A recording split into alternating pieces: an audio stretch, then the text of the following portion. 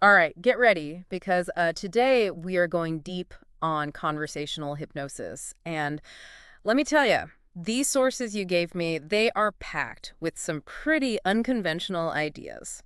You got that right. It really flips the script on how we usually think about hypnosis. Yeah, forget all those swinging pocket watches, right? Like, we're going to discover how hypnosis is already part of, like, everyday life. Right. I mean, we've all heard of those classic hypnotic inductions, the scripts, but conversational hypnosis, this is a whole different ballgame.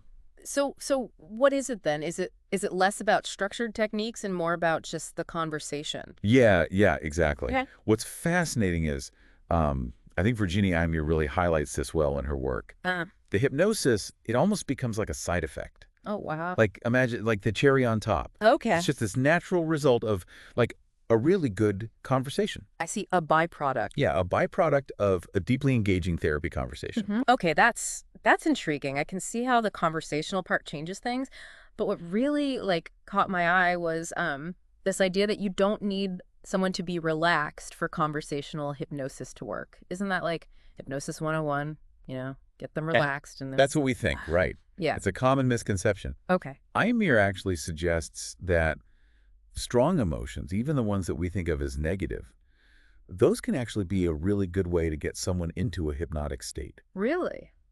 It sounds a little counterintuitive, Yeah, it does. but think about it. Okay. Like when you're feeling nervous or anxious, frustrated, or even excited, your focus is already narrowed. Okay. You're already kind of in a trance. So you're saying like those times when I'm just completely lost in a feeling, I'm consumed by it, that could be a form of hypnosis. Yeah, exactly. Wow. And that brings us to another important point from your sources. Okay. Instead of, trying to just get rid of or avoid those intense emotions, conversational hypnosis says we can actually use them, leverage them. So we don't have to see those feelings as roadblocks. We can use them to like get to something deeper. Yeah, This could be really powerful. absolutely. Yeah.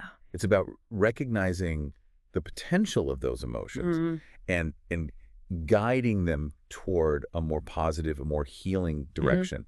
And there's another key element from your sources that ties into this really well. Yeah.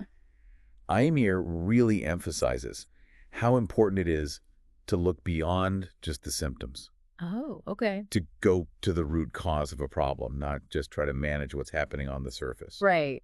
Yeah, I'm with you on that. It's like putting a Band-Aid on a wound without even cleaning it. You're just covering it up. It's not going to heal properly. Yeah. So how does that apply to conversational hypnosis then?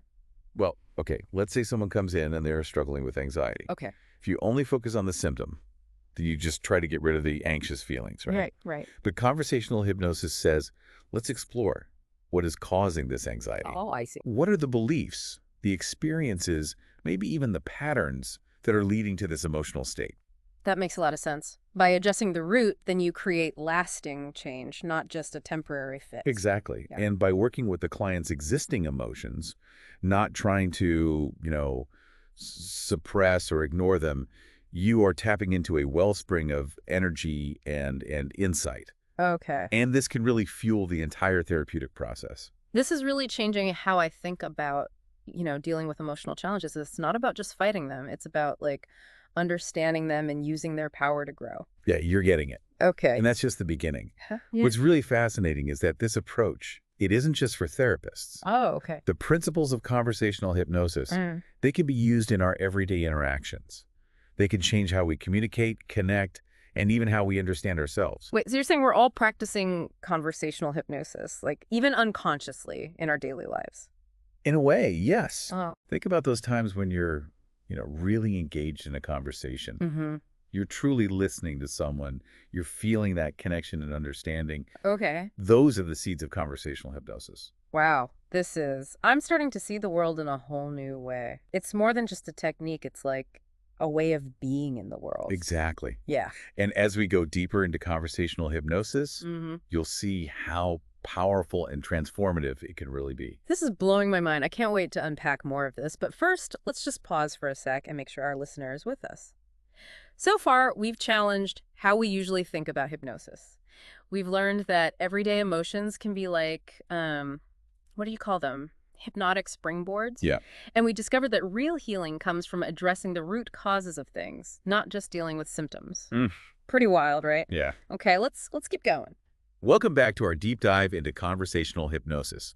It's amazing how much we've already covered, right? I know. I'm still thinking about that idea, that we're all kind of doing hypnosis every day, and we don't even realize it. It's like there's all this potential inside us. But you mentioned that this whole thing would like challenge my ideas about hypnosis. What else should I know about this approach? Well, let's go back to that idea of symptoms. Remember how we were talking about how they're not really the enemy? Yeah. That's a big change in how we think about things, don't you think? Yeah, for sure. Like, instead of trying to get rid of those tough symptoms, we can see them as, like, clues, to, like, understand ourselves better. But how do you actually, how do you work with those symptoms? Okay, so think of it this way. Imagine there's, like, a light in your house. Yeah. And it keeps flickering. You can just keep changing the bulb, right? Totally, yeah. But if you don't figure out what's wrong with the wiring, the problem's just going to keep happening. I see. So the symptom, it's like the flickering light. It's telling you something bigger is going on. Exactly. And this is where the conversational part of hypnosis really matters. It's about creating a safe space for the client to really explore. Okay. Like what's going on inside, to get to the root of their challenges. Yeah. And this is important, it's not about the therapist telling them what to think or giving them all the answers. Right. Conversational hypnosis it's a team effort. Oh, okay. It's a journey that they go on together. So it's less about being like fixed by someone and more about being guided to like figure things out yourself. Exactly. That's definitely what I've been reading about Eymere's work. You got it. And that's why Eymere and others who use conversational hypnosis, they really focus on working with the client's emotions, not trying to like shut them down. Right, yeah. Remember we talked about that, how anxiety and even anger can be powerful? Yeah, that was a bit of a surprise. Right. Yeah. So instead of seeing those emotions as like roadblocks, we can actually use them in the therapeutic process. Oh, wow. Yeah. So it's about taking that emotional energy and using it to explore things deeper. Exactly. It's like recognizing, how powerful a river is. Right. And learning how to use that power. Yeah. Instead of being swept away. Wow, that's a great image. It really shows how powerful this can be, right? Yeah. It's not just about feeling better. It's about using those tough feelings to grow as a person. Absolutely. Yeah. It's about turning challenges into opportunities. Yeah. For real change and insight. This is really making me think differently about, how we see those tough emotions. It's almost like they can be like allies instead of enemies. And here's where it gets even more interesting. This approach isn't just for therapists. Really? The principles of conversational hypnosis. They can be used in everyday life. Oh, wow. Like in how we connect with each other. Wait, are you saying like we can all use these techniques even if we're not there? I'm thinking about like business, parenting, even just talking to a friend. Exactly. Think about it. When you're really listening to someone, you're present. You're tuned in to how they're feeling. You're already creating that hypnotic connection. It's like those times when you're having a deep conversation with a friend and you just, you're on the same wavelength. There's that flow, that understanding. Exactly. Yeah. And those moments, that connection and understanding, it comes from the same principles as conversational hypnosis. So even if we're not, using those formal techniques, we're all kind of doing conversational hypnosis every day. Right. Wow, I'm starting to see how powerful this can be. And we're just getting started. Yeah. In the last part of our deep dive, we'll look at some specific techniques. Okay. Things that you can start using today to improve your relationships, how you communicate, and really unlock your potential. Now you've got me hooked. I can't wait to learn more. But before we move on, let's make sure our listener is with us. Yeah, of course. We've busted some myths about hypnosis, explored how everyday emotions can help us change, and discovered the power of getting to the root of problems, not just fixing the symptoms. And we've only just scratched the surface. There's a whole world of techniques and how to use them out there. So stay tuned, because in the last part of our deep dive, we're going to give you the tools to start using the magic of conversational hypnosis in your own life. Okay, so welcome back to the final part of our deep dive into conversational hypnosis. I feel like we've been on this amazing journey, exploring the mind and how it connects to like our everyday lives. Yeah, it has been fascinating, hasn't it? We've really challenged what we thought we knew about hypnosis, discovered how it's present in even our everyday emotions. Yeah. And even touched on how like our everyday interactions, how those can be infused with hypnotic principles. Yeah, and now I'm ready for the like practical stuff. Like, how can our listener actually start using these principles? What are some things they can like take away and apply today? Well, one of the most fundamental tools in conversational hypnosis is the power of suggestion. And it might sound like simple, but when you think about it, we're always being influenced by suggestions, whether they're from ourselves or from other people. Right, yeah, like that classic example, don't think of a pink elephant, and of course that's all you can think about. Exactly. Yeah. It shows you how our subconscious mind, it doesn't process negations the same way our conscious mind does.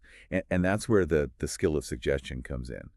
By framing suggestions in a positive way, in an empowering way, you can kind of bypass that resistance Yeah. and plant these seeds of possibility in the subconscious. Okay, so how can our listener start using this in their life? Are we talking about affirmations or is there something else? Well, affirmations are a really good starting point. Okay. The key is to make them believable, so they resonate with you. But beyond that, there are these subtle ways to weave suggestions into your conversations, whether you're talking with a coworker or a loved one, or even just like talking to yourself. So it's not about like using that hypnotic language or those techniques. It's about being more mindful, about our words. It's almost like we all have these little magic wands. We just got to figure out how to use them. I like that. That's a great analogy. And remember that other key element we talked about, focused attention. In a way, every conversation, it's a chance to guide someone's attention, Yeah. to help them see things differently, to open up those possibilities. It makes me think about those times when, a friend is feeling stuck and you just like instinctively try to help them see a way forward. And that instinct, that's the essence of conversational hypnosis. You're not telling them what to do. You're helping them discover, helping them gain insight. And one of the best ways to do that is through storytelling or metaphors. Ah, metaphors, yeah. It's like speaking directly to the subconscious mind. It goes right around all that logic and gets to the heart of things. Exactly. Yeah. A good metaphor can change how someone sees a whole situation. Yeah. It gives them a new way to look at their challenges. It's like planting a seed that can grow into a new way of thinking, a new way of being. This is making me realize that conversational hypnosis isn't about controlling people. It's about giving them power. It's about helping them find their own strength, to make those changes. Yeah. It's about recognizing that we all have this amazing ability to change and grow. And sometimes all we need is a little guidance, a suggestion, or a powerful metaphor to unlock that potential. This has been, really mind-blowing. We started out just, curious about conversational hypnosis, and we ended up exploring the human mind, the power of language, and the potential that each of us has to change. It's been great sharing this journey with you and with our listener. And remember, these principles, they're for everyone. Start by noticing those suggestions you see every day. Play around with metaphors in your own life and see what happens, see what you can change. Thank you for joining us on this deep dive. Until next time, keep exploring, keep learning, and keep your minds open.